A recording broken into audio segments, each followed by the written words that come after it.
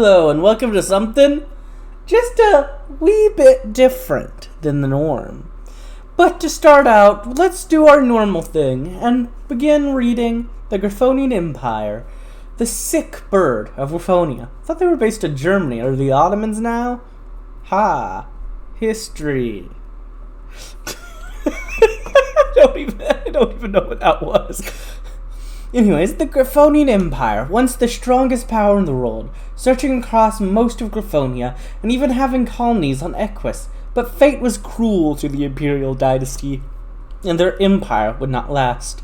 Grover the First of Griffonstone, the wielder of the sacred idol of Boris, founded the empire in the year 705 by uniting almost all of Griffonkind under one banner.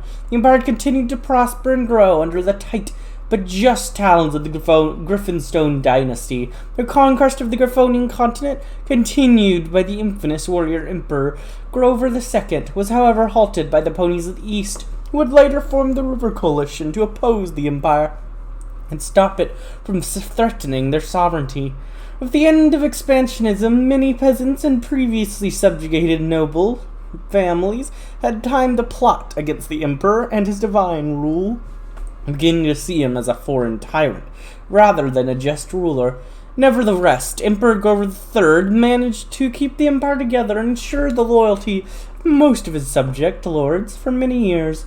Those who continued to resist him soon vanished, without a trace. He also established the Imperial Army, which soon became the largest military force in the world, and sought to form an imperial identity to unify the many cultures of the vast empire. However, during the reign of the next emperor, Grover IV, cracks began to appear in the foundation of the empire. While he was an expert administrator who was liked by the common Griffins and began modernization of the empire, the nobility despised him and grew increasingly disillusioned with the Groverian rule.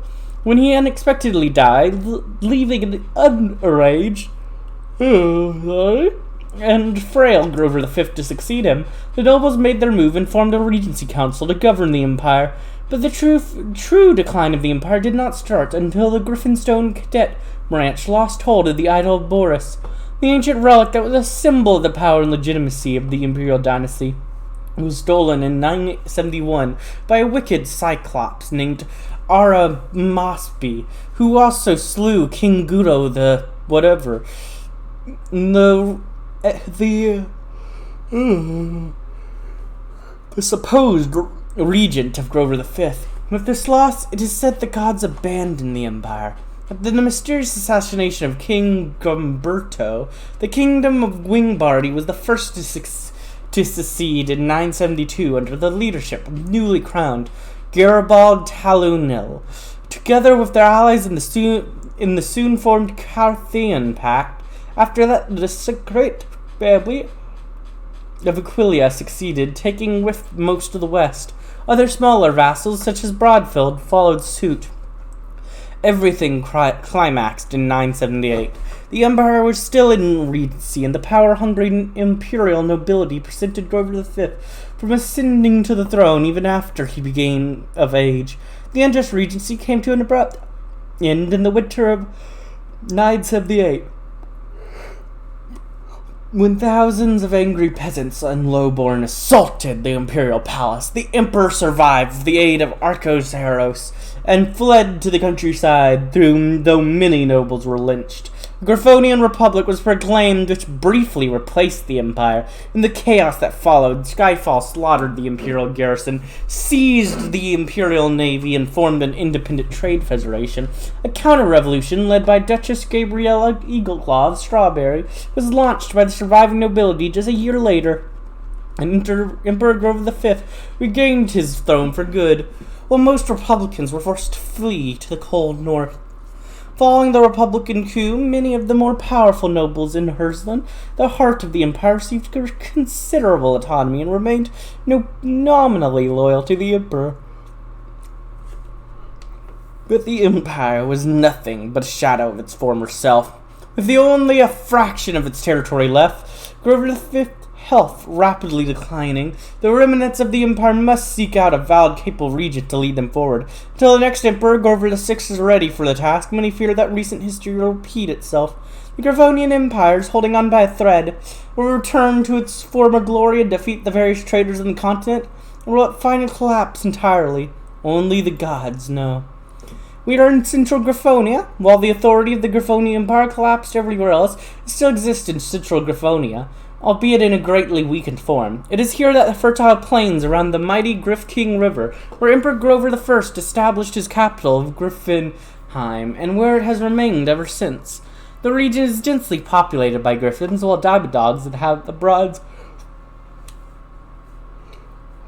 mountains to the north. In the east, the magical forest has been a near insurmountable obstacle for griffin settlers for centuries, while the great Lake Rumar and the mountains of Black Hollow make up the southern boundary of the region.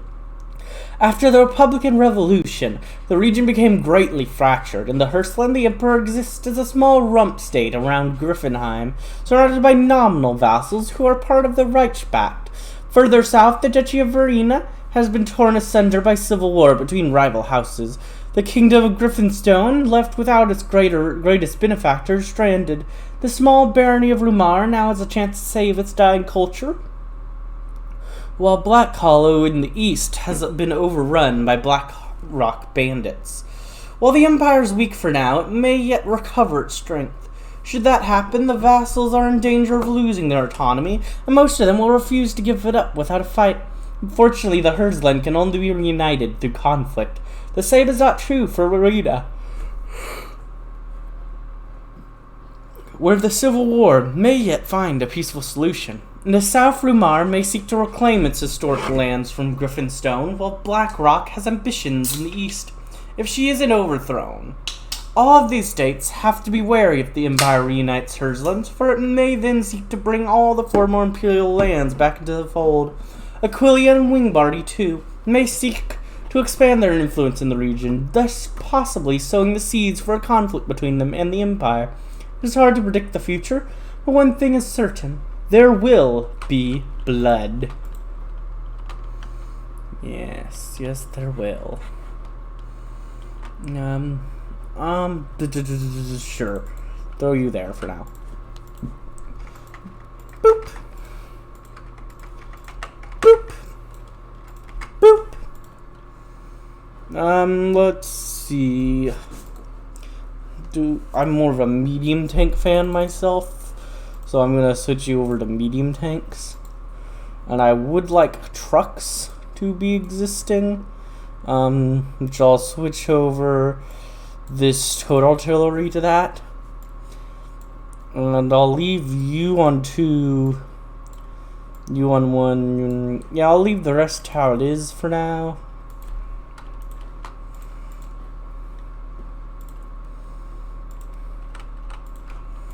Put the tanks in a separate army group.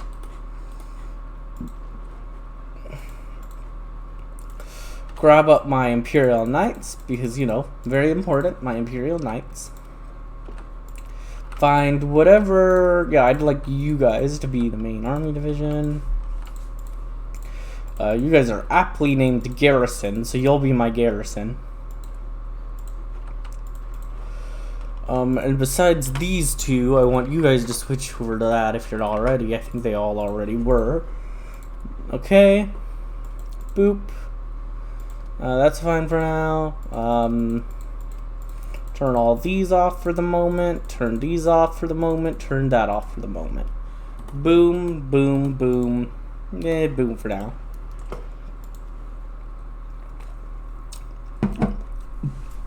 Now let's move on to our military. Field Marshal Elias Bronzetail. Elias Bronzetail was born in Landstuhl as the youngest of 8 children of the oil entrepreneur Aaron Bronzetail and Aquilian socialite Yvelt Pirat. In 957, the young Eliza finished his secondary education, but with no hope of ever inheriting his father's business, he chose to become an army cadet at the prestigious Reich in Helm. In spite of some initial hurdles, Elias quickly proved himself an adept strategist and a masterful, if rather stubborn, planner.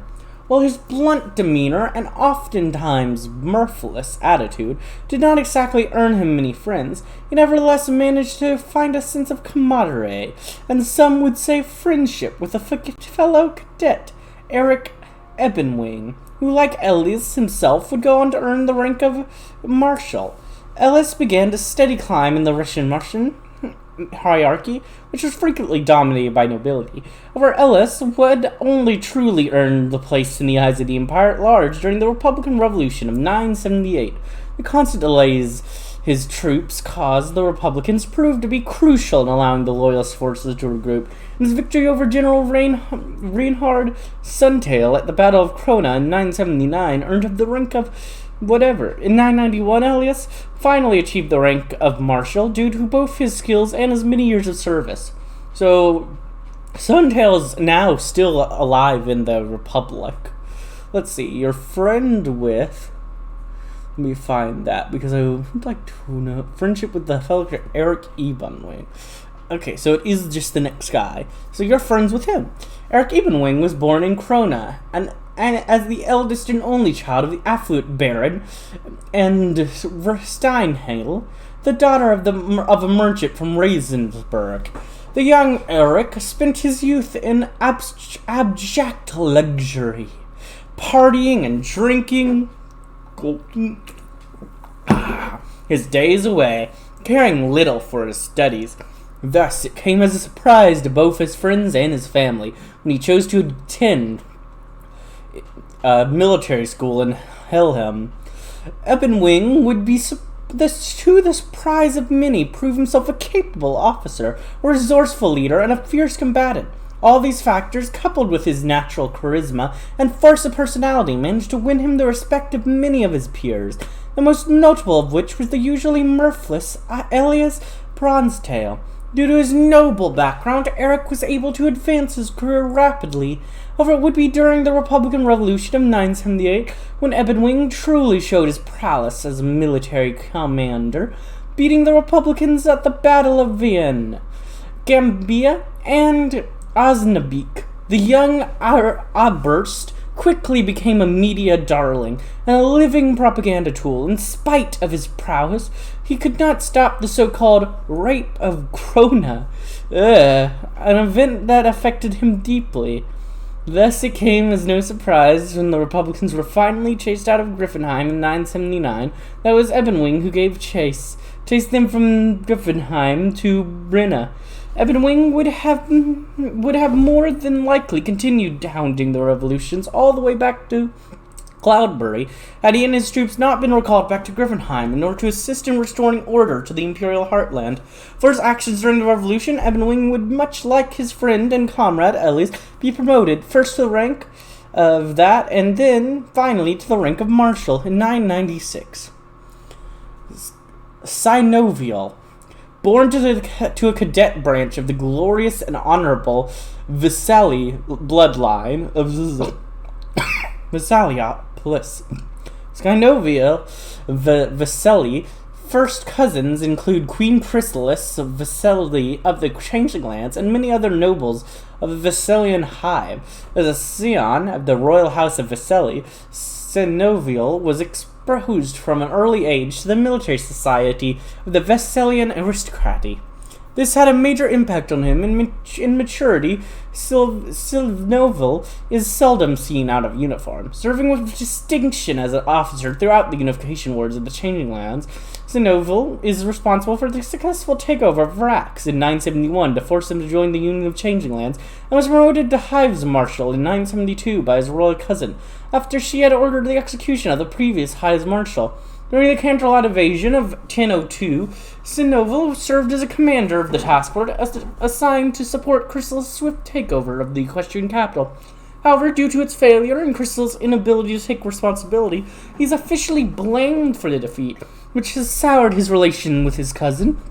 and the rest of the Vasilian aristocracy, and is demoted from High Marshal, thankfully without the subsequent execution due to his connections to the throne.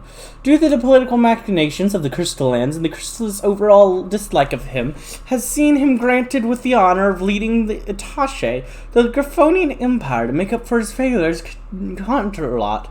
So far, he has conducted himself as adequate and level-headed, is somewhat arrogant superior to the changelings that make up the attaché. Okay, interesting. Yeah, we got a changeling. General Ferdinand Downclaw. You. Ferdinand Downclaw was born in the slums of Griffonheim, a sickly and weak albino. Whoever his parents were had simply opted to leave the young Griffin in the care of a Turian Arcanaut. This decision would not only save Ferdinand's life, but ultimately propel him to greatness, as it was precisely due to his upbringing within the Arcanaut priesthood that he was able to flourish into the formidable Griffin he is today. In spite of his sickly disposition and poor eyesight, Ferdinand's priestly caretakers quickly noticed the young Griffin's sharp mind and attention to detail, talents which they quickly chose to cultivate. By 978, Ferdinand was well on his way to becoming a Turian priest, and he might well have become one had a simple event not occurred, the Republican Revolution. It was the Russian Revolution that gave Downclaw his first taste of war. When he was too young to join the Reich army, or even assist in the fighting, he found himself so enamored by the violence that when he finally finished his studies in 983, he was student in the Reichsmarine, the military academy in Vienna, rather than be ordained as a Turian priest. After graduating from Vienna in 987, Ferdinand steadily rose through the ranks of Reichsarmy, managing to attain the rank of that in 1004 via battlefield promotion and skirmish at the Federation Cloudburian border. The murky circumstance of which many within the Imperial General Staff have found rather confusing. General August Duskwing, obstetrician in the Imperial Army, born in Ravensburg in 962, to a group of working-class parents originally seemed destined for life, and as many others in his entire neighborhood was cut out for. Long hours in the factory and on until he was to die at some point. However, as time marched on, he turned out to be decidedly not that. Having been involved with numerous petty crimes during his time, this would, once the law caught up to him, be the start of his rather strange way up the ladder to a command position. Originally destined for the infantry, which seemed to be a certain death sentence, he instead became one of the first to join the Sturmtruppen, or the Dare to Die Corps, as was called in military circles. He gained a probably not healthy reputation for always charging into the enemy lines as the first, earning him several battlefield promotions as his superior either retired or died, usually the latter. Stories about him are popular material, both in the Imperial newspaper and in the military rumor mill, with at least a few being true, such as him refusing sedation during surgery. Nevertheless, in later years, he has been known in the Imperial Officer Corps as one of the foremost proponents of the superior firepower doctrine, and has called for its implementation. Alright. Oscar Silverfeather.